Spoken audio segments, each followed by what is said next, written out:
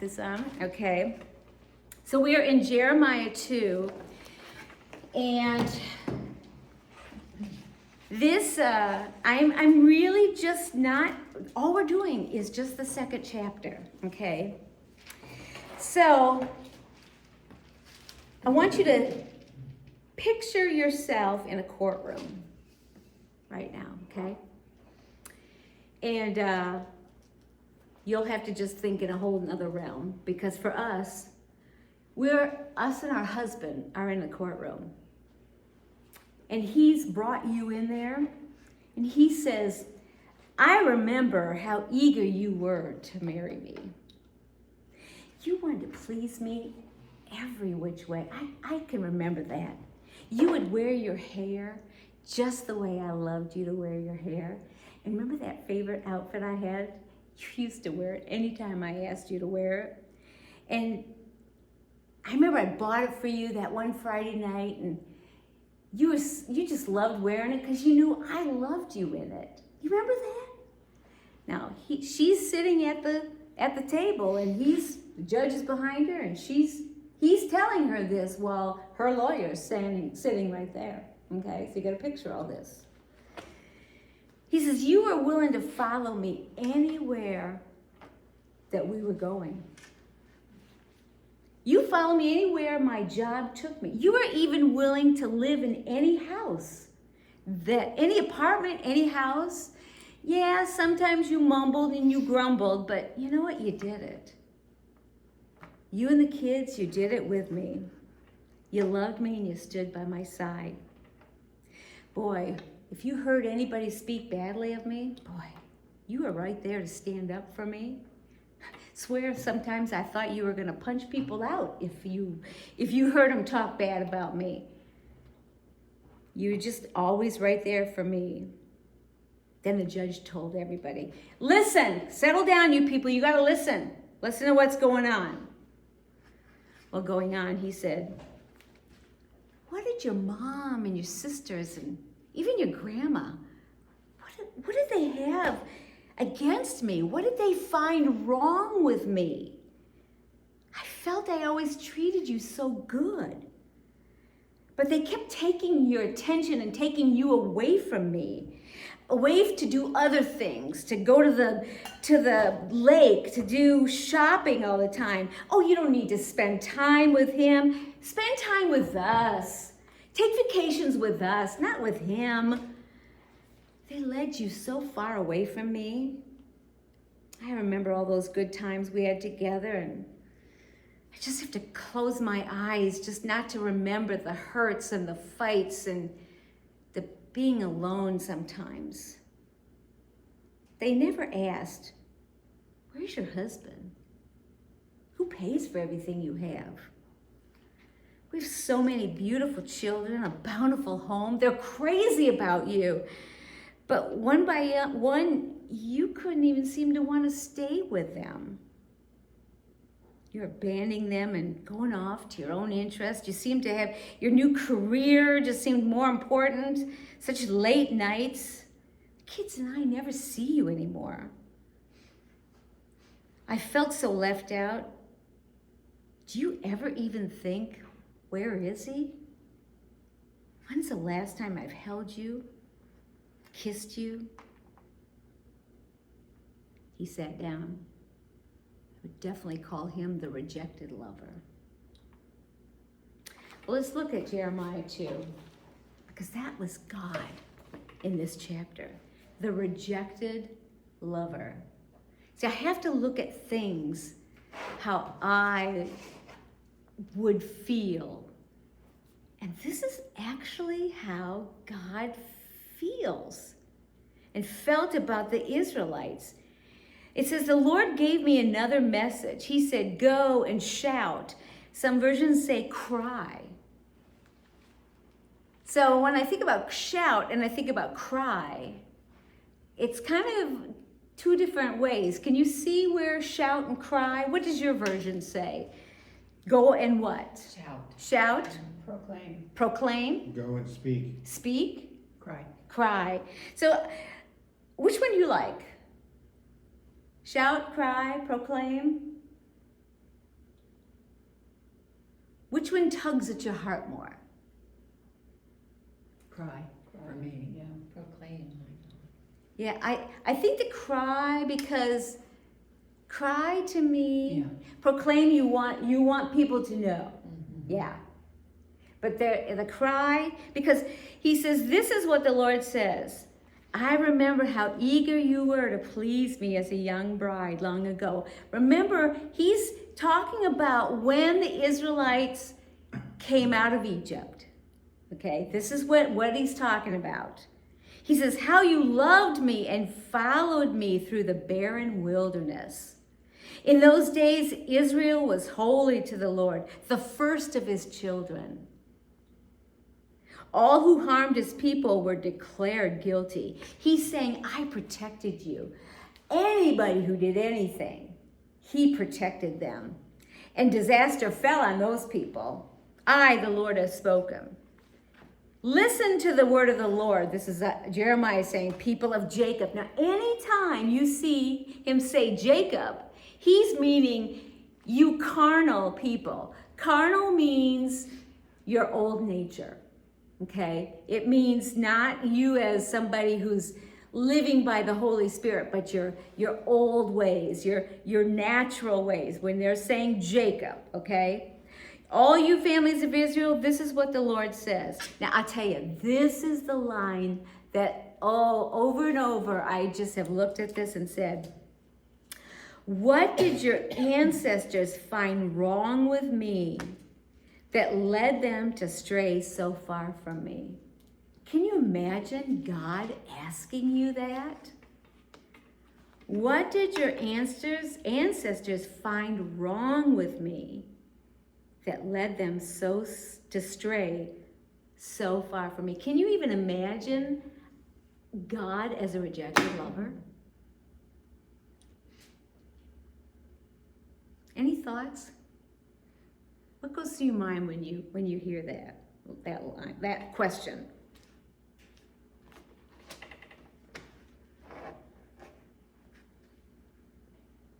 It's just like God's telling them that He loves them, but they turned away from Him. Right. They rejected Him. Exactly.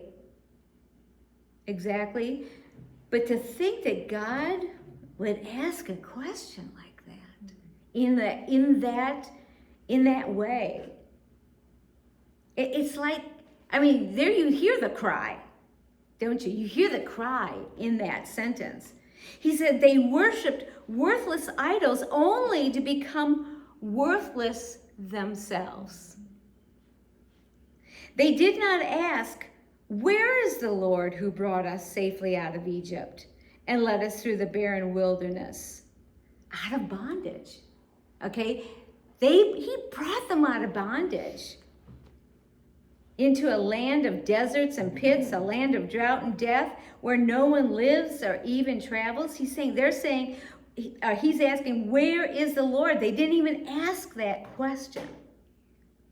And when I brought you into a fruitful land to enjoy its bounty and goodness, okay, where is that fruitful land? What are we talking about there? Wouldn't that be the promised land? Right, and we understand what the promised land is. The promised land is Canaan, okay?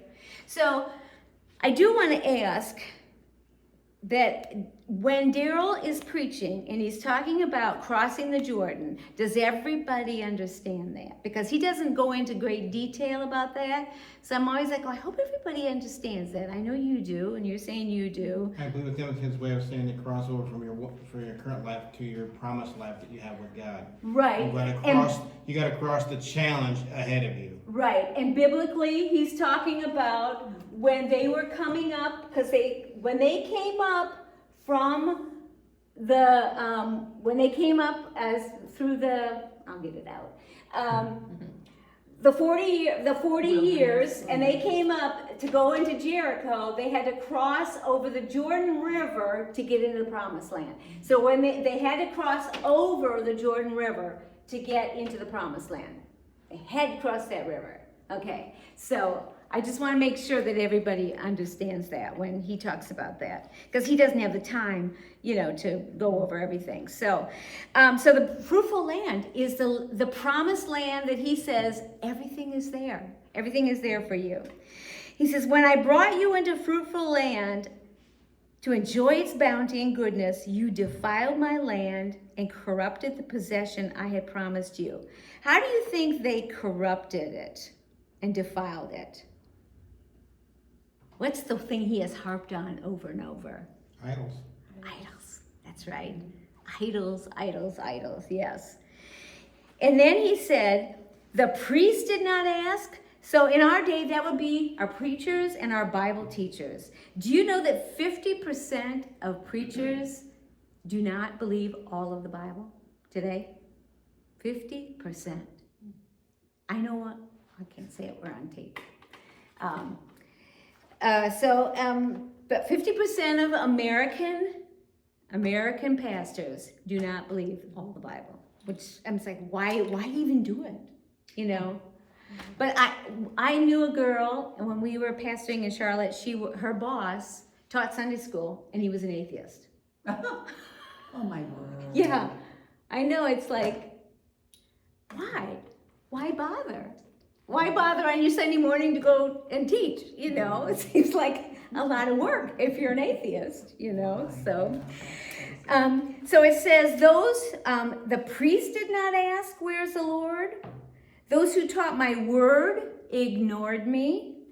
The rulers, okay, this is all the leadership of the day. So the rulers are your politicians, and the prophets spoke in the name of Baal.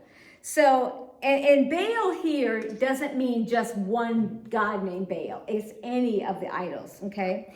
So, and remember there were false prophets all over. They constantly were saying, Jeremiah is wrong, wrong, wrong. What he's telling you is not the truth. Nobody's going to overtake you.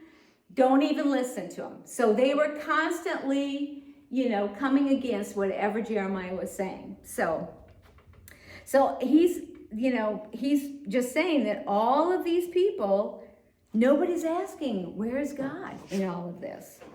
So the next word I have in verse 9 is therefore. Now remember, we always say, what is the word? It's therefore. The word is there because, okay? So therefore, I'm going to bring my case against you. I will even bring charges against your children's children in the years to come. And that's what we keep seeing is going to happen, because we know for 70 years they're going to go into captivity, and then we're going to see over and over things. And he says in verse 10, go west in the land of Cyprus, go east and search through the land of Sidar. So what he's saying is go west, and as far west, go as far east, no matter where you go. And then he says, has anyone ever heard of anything as strange as this? Has any nation ever traded its gods for new ones? What a great line. I mean, God brings a great, God filled Jeremiah's mouth when he asked that, but it's a great line. Has any nation ever traded its gods for new ones? I mean, what an amazing sentence, because how dumb, right? Is that not just the dumbest thing to do? Because none of those nations, they kept following their gods. They didn't change to our God. They added, but they never got rid of their gods. They kept following Molech. They kept following whoever their gods' names were, because they had so many. We can't name them all. But he says, even though they weren't even gods at all, they were just wooden things. They were stone things. They weren't gods at all. Yet my people have exchanged their glorious God for worthless idols. The heavens are shocked at such a thing and shrink back in horror and dismay, says the Lord. For my people have done two evil things. They have abandoned me, the fountain of living water, and they have dug for themselves cracked cisterns that can hold no water at all. So this is a great illustration right here about the two evil things. This is a desert land, okay? So he's using water here because this is something precious. Does anybody know what an artesian well is? In my hometown, we had a park that had an artesian well. Do you know? Okay, an artesian well constantly has a spring, okay? So God is saying, I'm your artesian well. I provide living water all the time. So I never thought about this, but how many times do we have songs about fountain? He's the fountain of life. Come thou fount of every blessing. He's just the overflowing fount of everything. You'll never listen to another song that has fountain in it the same way, because you'll be like, now, oh, I get it now, you know, because everything goes back to a song to me. Can't help it. Because I've sung things for so long, it's like, oh, now I get it. Now I get it. So water was such a key issue in Israel, so they were understanding this. And so they were constantly digging.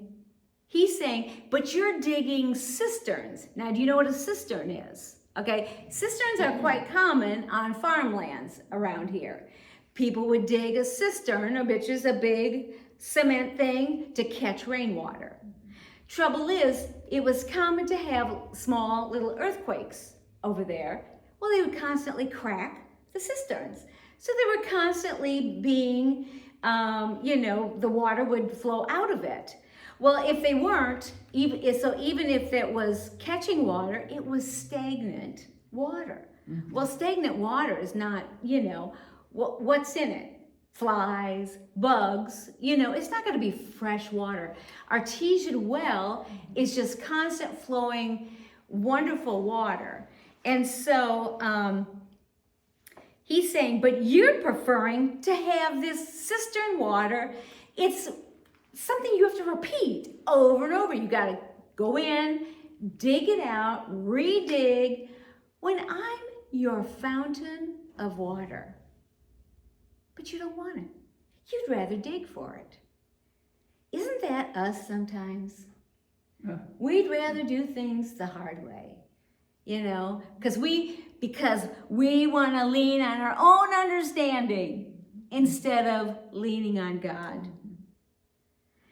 And also, what happened to these people was that they got distracted. See, when they were in the wilderness for those 40 years, God did everything for them. He laid the food out when they got up in the morning. Mm-hmm. Their food was right there. The water came right out of the rock. There was no amusement. There was no entertainment from the outside world. So he was just there, and they weren't distracted. But now they get into this promised land. Now they got to go agriculturally, have to go grow their food. They got to get their food. They got to dig and go get their water. Probably socially, there's entertainment now. It's probably a little bit more sophisticated, maybe, because they're going to a land where there's actual people living. So now they're distracted. See, that's what happens to us. We get distracted. It's not that there's some terrible sin always that we do, but we just get distracted. And that's, we can say, oh, what happened to me? We get distracted. And so I think that's what we have to watch for more than anything, is just the distractions. So, and it even says, in 1967, there was an Egyptian army that died within 3 days in that same peninsula because of a lack of food and water. Well, consider that God brought 2.5 million people through that same area for 40 years and gave them all they needed. He brought them to the promised land. Now it was their job to farm the land. But when you think of it, that this little Egyptian Yeah. Army in 67 couldn't make it for 3 days. Really? And God, 2.5 million people. I don't know how big the Egyptian army was, but it wasn't anywhere near 2.5 million people, right? Wow. Yeah. So, you know, we just, I just thought that was, you know, a great way for Jeremiah. It's always to bring something to light that they can identify with like with the water. So, then in 14, oh, and also, don't ever tell a Jewish person that they are making a bad business deal, because they are very prideful of knowing a Jewish business person that you've made a bad deal, like about, you know, like digging wells instead of trusting God, because they're very prideful of, I am a you know, because that's what they're known for, is being great at being a business person. And so Jeremiah is telling them, you know, hey, you're being bad at business right now because you think that you should be, you know, doing the cisterns instead of, you know, the fountain of living water is right here, and you're not wanting to, you know, you're wanting to abandon that, and God is calling that evil. Okay, so when you think about that is what God says is evil. So, okay, in 14, this probably won't be terribly long, but it really just, this whole thing just kind of really spoke to me, so I had to do it. Oh, and also about distracting. The best way for someone to con you or to defraud you is to distract you. When anybody's going to try to steal something from you, pickpocket you, they're going to take your mind off something else. So we know that that's what Satan does. He's wanting to distract us.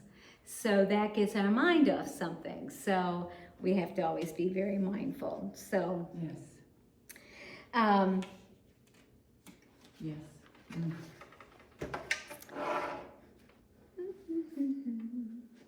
Okay, so 10 or 14. So this is the results of Israel's sins. And this is a series of questions, and then the answers come right after it. Yes, Okay. go ahead. I have to go back to distractions. Yep. Because I think that is huge. Mm-hmm. I mean, It's what we as Christians in the church fall so easily into. yes. But go ahead, talk. Well, no, I'm mulling over it, so you're going ahead, but I'm still back No, here. no, with you go ahead. Okay, I don't want to get you off track, Nope, but you're not. I immediately thought, see, God's been speaking to me lately about the key is His Word, right? Mm-hmm. He sent His Word and healed us. So if we can keep our meditation upon His Word, hear His Word, faith comes by hearing, we receive by faith, we will receive our manifestation. So the enemy puts up those distractions. So I immediately thought of Mark 4. Is that not that? What's Mark 4? The four soils? The Oh, parable of yes, the yes, sower? yeah. Because the first is where they're by the wayside, the enemy snatches the word Yes. distraction. Yes. Second one is what cares and worries of the world, and the third one is riches, desire for other things. Are those not all Oh, yeah. distractions? Which the only soil that produced anything was the fourth soil when they kept the word, Right, right, and they didn't get distracted. right, right. But we're Okay, never. So yeah. so I go back. Yeah. Yeah. And we're really not ever encouraged to pay attention to the fact of we get distracted. We get distracted. It's so subtle. Yeah, it is so subtle. But that's the plan of the enemy. Yeah. Is that it's so subtle that we don't even notice. Because if he can keep us distracted, he can keep us out of the blessings that God has. Right, right. Yeah. So, okay, so then when they moved out of the wilderness into the promised land, That's when they got distracted. that's when they got distracted. And that's when they started with everybody else's idols. Yeah. So I've been going through a lot of that distraction stuff this last few months with the job stuff, trying to do other things, this and that. Because I felt like I was just it's like if I don't search for this, do these other things, I'm gonna lose this and that. Well, I finally decided to go and just listen to him. He did tell me to go back to KFC. I actually need to be happy with the cook job, and to a certain point in time, once God sees that I'm happy the way He wants me to be, He will open up another door somewhere Yes. else. Yes. There are a few IT places and stores I did apply to that I've not heard nothing from yet. That may be one of the open doors that's not ready for me to go through yet. Yep. So. Yep. No, I know it's. I've been. My daughter is. I asked her. I said, start writing this stuff down because I want you to come and just give you testimony sometime. But you know, she has felt since 2022 that they're supposed to move to New York, but she has just waited on the Lord.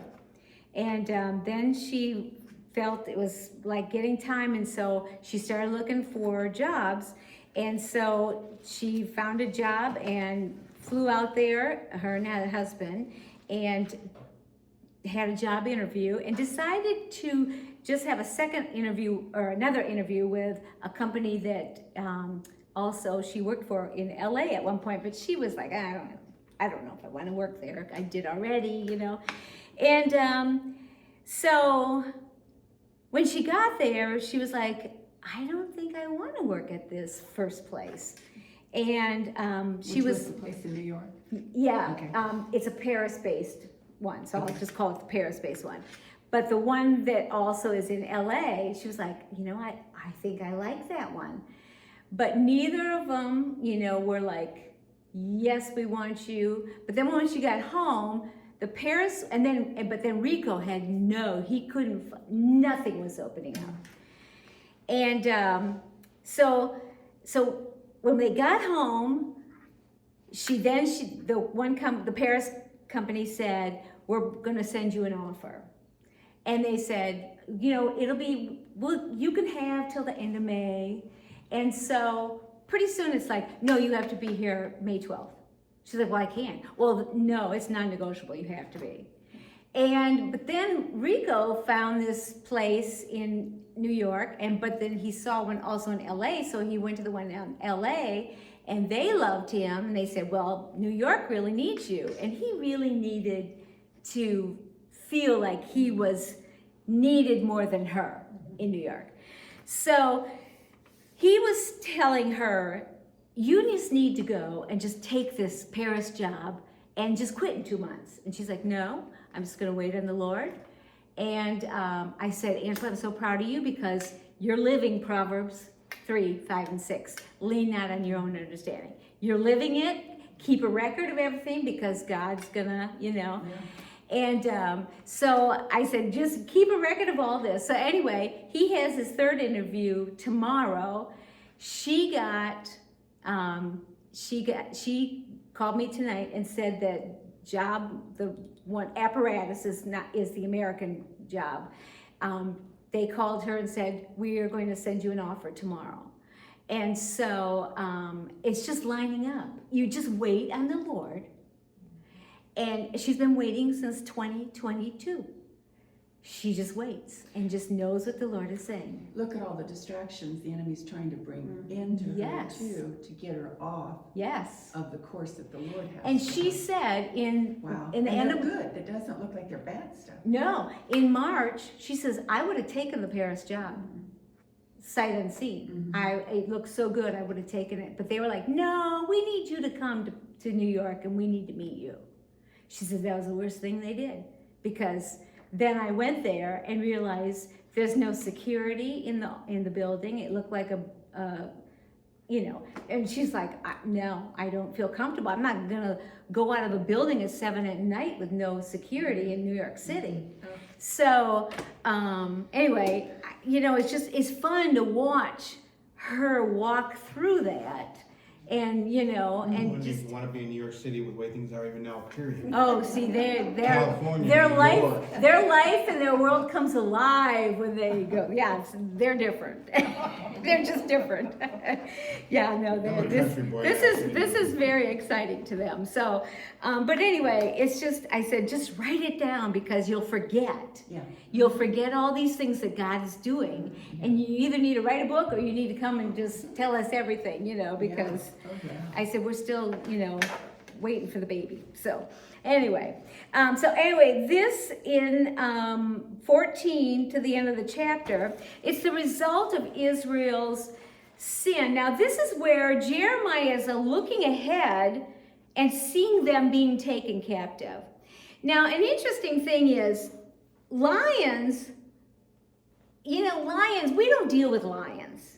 Lions were everywhere in those days back then. And so it's hard for me just to comprehend that. But it talks about why has Israel become a slave? Why has he been carried away as plunder? Strong lions have roared against him and the land has been destroyed. But here, the strong lion is another country north of them, okay? We're probably talking Assyria. But so lions are used because they were so used to lions. Remember King David killed lions with his bare hands. This is just normal to have lions around. Remember there was a time when God brought a bunch of lions and killed a bunch of the Israelites because they were doing something they shouldn't be doing. I don't remember exactly where that was at. And I was like, lions, you know, but lions were just a natural part of, like, you know, like we think of Africa as full of lions. Well, evidently they came up there too. I don't know what to say. So it says, now the towns are all in ruins. So he's seeing ahead. He's envisioning the future. And he's saying Egyptians are marching from their cities and have destroyed all of Israel's glory and power. And so the question is, why has Israel become a slave? Why has he been carried away? The answer is in 17. And you have brought this upon yourselves by rebelling against the Lord, even though he was leading you on the way. Then in 18 it says, what have you gained by your alliances with Egypt? It reminds me of our world right now. Our countries are all trying to make alliances with everybody. Well, get allianced with this one and go with this one and get, you know, all make sure we're all happy with each other. And so that's what they're thinking their answer is. Instead of God, let's get an alliance with Egypt and let's get a covenant with Assyria. And he's saying, what good to you are the streams of the Nile and the waters of the Euphrates River? First of all, if they're looking for water, the Nile's a little far away. The Euphrates River is a little far away. And what he's just saying, it's imagery. That's just more broken systems. Just like the cisterns. More broken systems. The answer is, your wickedness will bring its own punishment. It's going to correct you. See, our own punishment comes from our own wickedness. God doesn't have to do our own, he doesn't have to always correct us, because just our own things we do. You know, we pay, it's, you know, it's sort of like, how's that working out for you? You know. Your turning from me will shame you. You will see what an evil, bitter thing it is to abandon the Lord your God and to not fear him.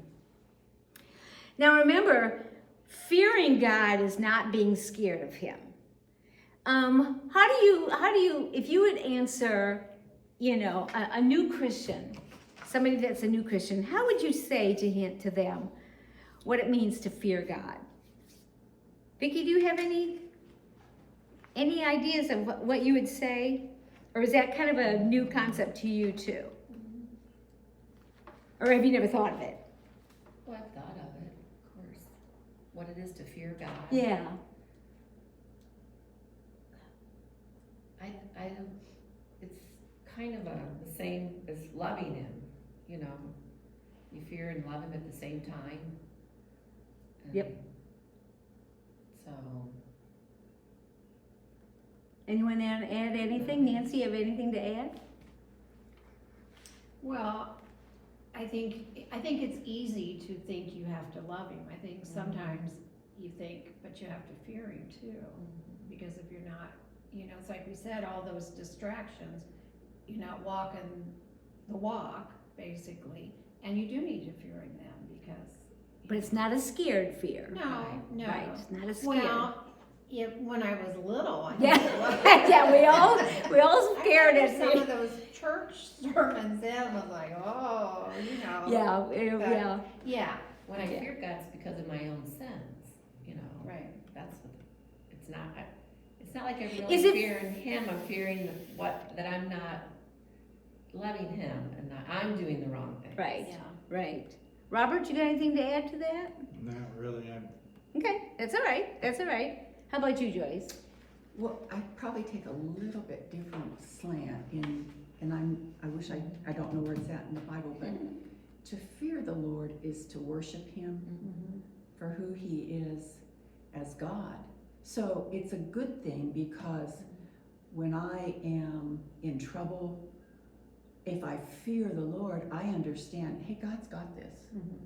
I don't have to be afraid, because I have this reverential, awesome worship, fear of God and who he is. And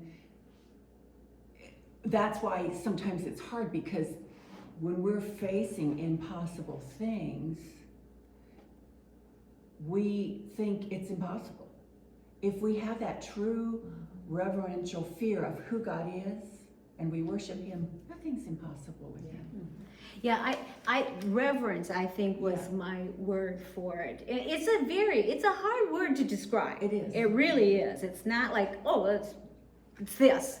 Right. It is a hard one, but I just want to make sure that we didn't think it was scared of him, because it's not a fear of scared. He's not there, because I think we all grew up, maybe not all, but I did, that he was ready to beat you over the head if you did something wrong. He's just waiting, he's looking, you do something, whoop, but when you look and he says, what did your ancestors find wrong with me? How can he be there to beat you over the head, So, and then he says, I, the Lord, the Lord of heaven's armies, have spoken.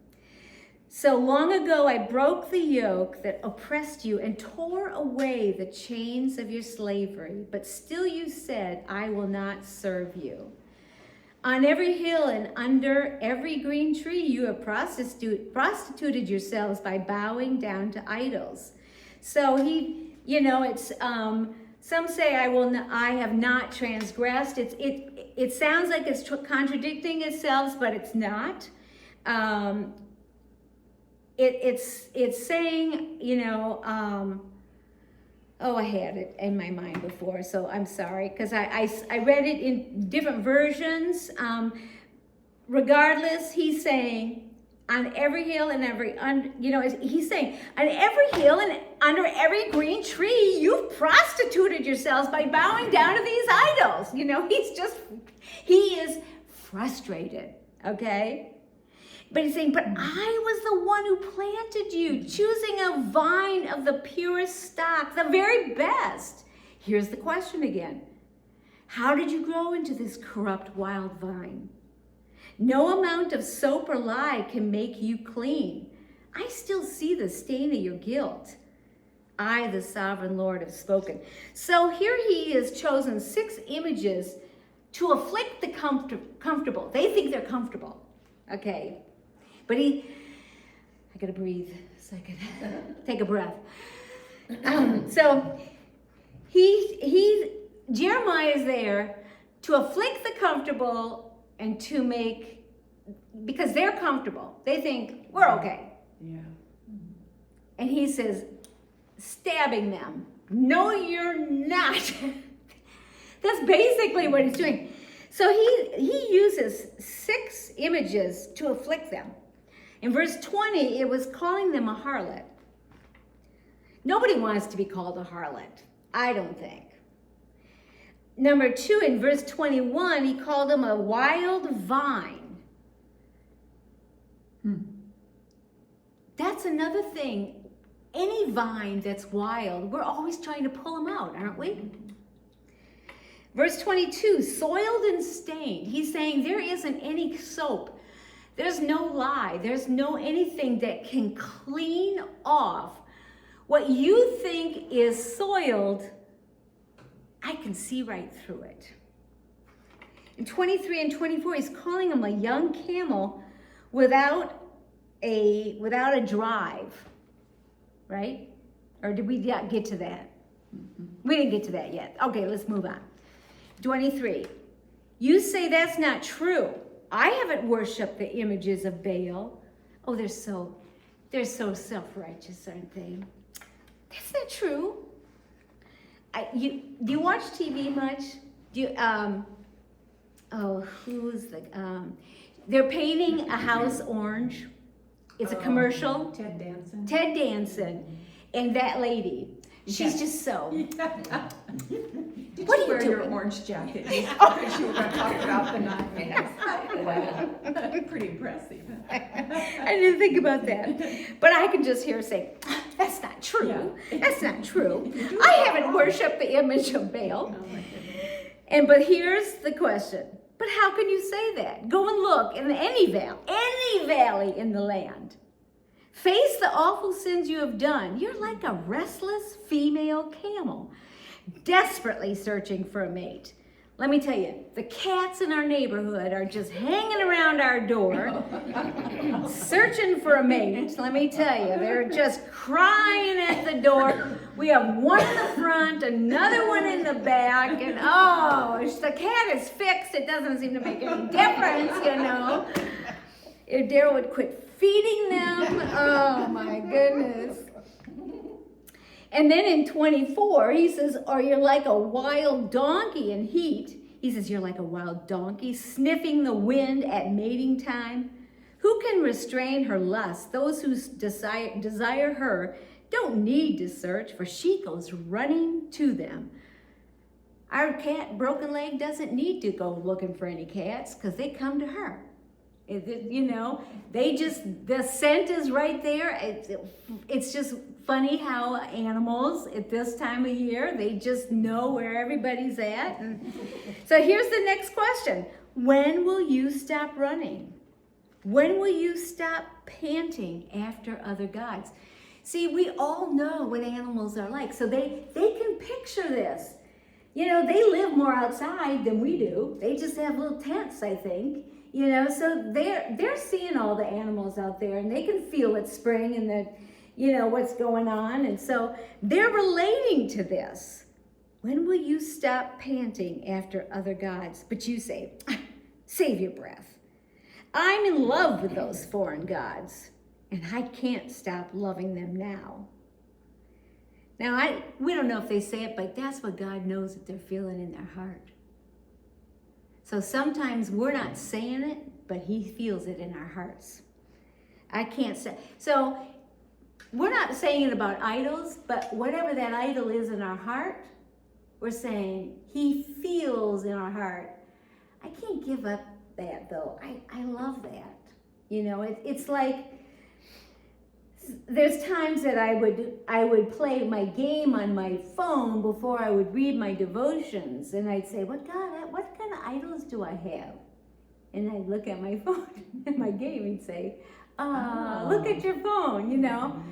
And so you can think of something small, but if it's coming before God, before him in the morning, is that my idol? Now that might not be your idol, but that the Lord had said that to me, said that's your idol right there. I want to be first, okay? I want to be first. What if in the morning, I called, my daughter before I said good morning to my husband? Yeah.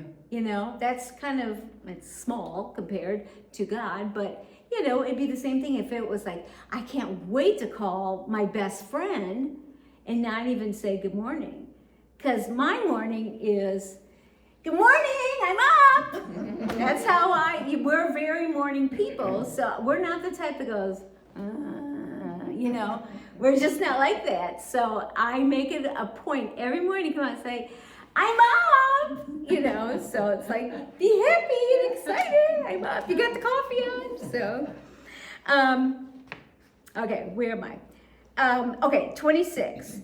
Israel is like a thief who feels shame only when he gets caught. Now, I always think of little kids when I see that. They're always, they only have shame when they're caught, or when they like to say to a kid, say, I'm sorry. You know, they can't, you know, they don't know what it really means to feel sorry. It's just a sorry, you know. Their kings, officials, priests, and prophets, all are alike in this. To an image carved from a piece of wood, they say, you're my father. To an idol chiseled from a block of stone, they say, you're my mother. They turn their backs on me, but in times of trouble, they cry out to me, come and save me. Boy, isn't that us sometimes? But why not call on these gods you have made? There's the question again. When trouble comes, let them save you if they can. The answer, for you have as many gods as there are towns in Judah. That's a lot. So question again, why do you accuse me of doing wrong? Answer, you are the ones who have rebelled, says the Lord. I have punished your children, but they did not respond to my discipline. You yourselves have killed your prophets as a lion kills its prey. O my people, listen to the words of the Lord. Have I been like a desert to Israel? Have I been to them a land of darkness? Why then do my people say, at last, we are free from God. We don't need him anymore. That's another statement that I don't think they said out loud, but their body language and their minds say it. Our body language and our minds sometimes say it. At last, we are free from God. We don't need him anymore. At times, maybe we have done that.